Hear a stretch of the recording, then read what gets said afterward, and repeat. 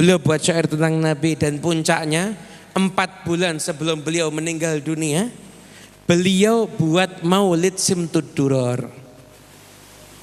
Maulid Simtud Duror itu beliau buat, beliau tulis. Simtud Duror itu dibuat bukan ngarang. Apa ya enaknya pertama? Ya Rabbi sholli ala Muhammad asyrafi badin fil kauni asyraq. Besoknya nanti enggak.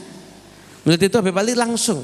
Ya Rabbi sholli ala Muhammad asyrafi badin fil kauni asyraq. Alhamdulillah qawi sultan al wati. Terus anaknya nyulis sampai berhenti. Udah, besok lanjut lagi. Tut, sampai 3 kali pertemuan jadilah Maulid Simtud Duror. Itu awal dulu dibacanya lurus gitu aja, nggak ada fasal-fasal dulu. Nah, baru setelah itu zaman anaknya Habib Ali, Habib Muhammad bin Ali, baru ada fasal-fasal di dalam kitab Maulid Simtud Duror, dibaca itu bisa berdasarkan fasalnya. Dulu nggak ada, terus begitu aja tanpa fasal dulu. Maulid Simtud Duror ini dikarang, selesai Maulid ini ditulis, apa langsung disebar? Enggak. Habib Ali bukan orang yang cinta kehormatan. Habib Ali pengen ngetes, ini Maulid diterima atau enggak oleh Nabi Muhammad.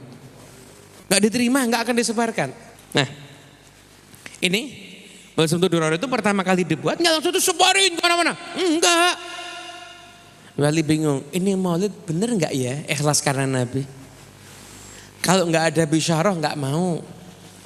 Kirim muridnya berangkat ke Madinah. Kamu bawa ini baca di depan makam Nabi. Ada menit lagi berangkat banyak. Di antara yang termasuk berangkat ke sana dan mendapatkan bisyarah adalah Habib Muhammad bin Idrus Al-Habsyi, Sahib Ampel Gubah Surabaya. Itu yang pertama kali membawa Simtud Duror ke Nusantara itu beliau. Dan akhirnya dibaca sempat di Indramayu dan akhirnya di Cirebon, di Kuitang. Dan akhirnya sampai di mana-mana itu Habib Muhammad bin Idrus Al-Habsyi itu termasuk orang yang berjasa ketika itu. Ini Maulid dibawa ke Madinah. Sampai ada di depan makam Nabi dibaca Maulidnya Habib Ali. Dapat bisyarah macam-macam. Di antara yang paling istimewa, ini saya baca di kitab Fuyudatul Bahril Mahri menakibnya Habib Ali. Baca ini di depan makam Rasulullah, saya baca tertidur orang ini. Ketika tertidur, dia bangun, dia dalam tidur itu dia sadar, seakan-akan dia dalam keadaan jaga, dia lihat Nabi Muhammad keluar dari kuburnya. Kemudian mendatangi dia sambil mengatakan ahlan wa sahlan, selamat datang kamu dan selamat datang kitab yang kamu bawa. Saya berdiri menghormati kitab ini, diambil kitab maulidnya oleh Nabi. Bangun tidur nangis cerita sama Habib Ali, ya udah sebarin maulidnya boleh. Insya Allah bisa nyambungkan orang dengan Rasulullah Sallallahu Alaihi Wasallam. Makanya saya sekarang ini bingung saya mau nyalahin ya nggak bisa karena alasannya dakwah. Tapi setidaknya ini masukan aja. Orang ini sekarang baca Maulid Simtud Duror kadang nggak ngikuti aturan yang tepat. Simtud Duror itu kalau memang mau dibaca utuh kan terlalu panjang ya. Kan terlalu panjang. Anda kalau mau motong boleh, tapi ada aturannya. Caranya gimana? Anda baca fasal yang awal itu sampai game dibaca semuanya. Baca semuanya tuh. Alhamdulillah wa sultano. Fasal tajalal haqqu wa asyhadu anna amma ba'du wa qad ana wa mundu aliqat fahinna qurba. Baca semuanya. Tapi diselingin qasidah enggak ada masalah. Selingin qasidah boleh.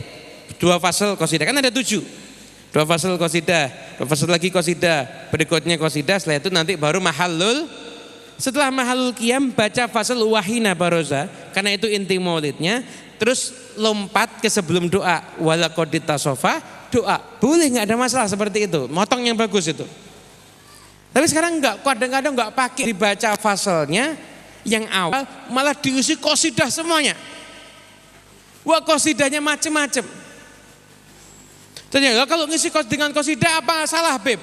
Saya katakan enggak salah, Anda enggak salah. Cuma mohon maaf, ini rawi yang harusnya Anda baca, ini rawi yang udah dapat syahadah kesaksian bisyarah dari Nabi Muhammad. Apakah syair yang Anda baca untuk menggantikan posisinya rawi udah mendapatkan seperti itu? Kalau Anda buat majlis hanya untuk misalkan saya pengen ngerangkul orang banyak jadi harus menghibur, harus kasih qasidahnya yang banyak dengan lagu dan sebagainya, Anda silakan. Tapi sekarang ini kita juga bukan hanya memerlukan majlis yang menghibur telinga, tapi juga majlis yang bisa meresap ke dalam hati. Yang bisa meresap dalam hati adalah sholawat pada Nabi Muhammad SAW dan lewat rawinya maulid tersebut. Ini bukan berarti maulid sama seperti Quran, enggak. Maulid Quran itu pasti kitab yang paling afdal, tapi maulid ini adalah bagian yang terpenting. Jangan ada orang banding-bandingin, Habib lebih bagus mana, baca Quran atau baca maulid? Saya jawab, demi Allah lebih bagus baca Quran. Bahkan tanyamu ini tadi sama baca Quran, lebih afdal baca Quran. Ngapain kamu tanya sama saya? Ngobrol sama tetangga enggak protes, ngobrol sama temen enggak bingung, baca maulid mah Anda bingung, lebih bagus baca Quran. Kenapa enggak waktu ngobrol Anda enggak Anda gunakan untuk baca Quran?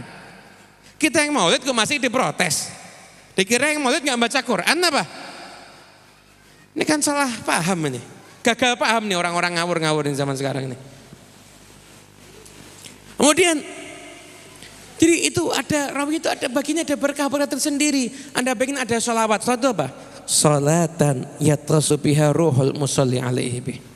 Sholawat yang sholawat itu bisa menyambungkan rohnya orang yang baca dengan Nabi Muhammad. Anda bayangkan kalau ketika maulid itu dibacakan, Anda sekedar dengar atau Anda mungkin enggak ngeh, tapi ketika dimunculkan bacaan itu, maka tertariklah roh kita untuk bersambung dengan Nabi Muhammad.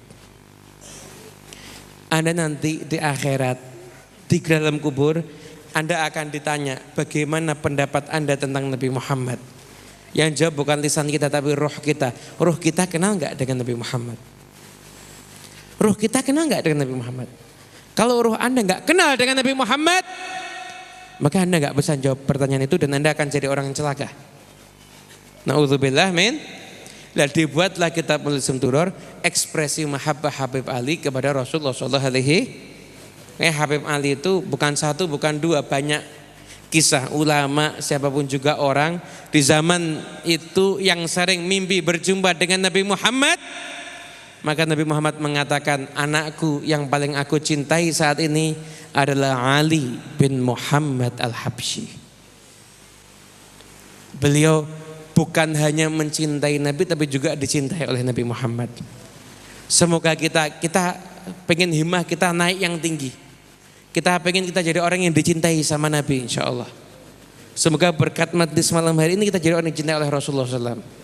Kita pulang dari tempat ini kita orang yang dicintai sama Nabi. Anda bayangin mencintai Nabi aja imannya udah sempurna. Gimana kalau dicintai sama Nabi Muhammad? Gimana dicintai oleh Rasulullah SAW? Untuk menimbulkan cinta dan dicintai Nabi, tanamkan dzauq, ada rasa kepada Rasulullah. Oke, Anda baca maulid Sumtud Duror dan baca maulid-maulid yang lainnya, insya Allah akan jadi sebab bersambungnya kita dengan Rasulullah Sallallahu Alaihi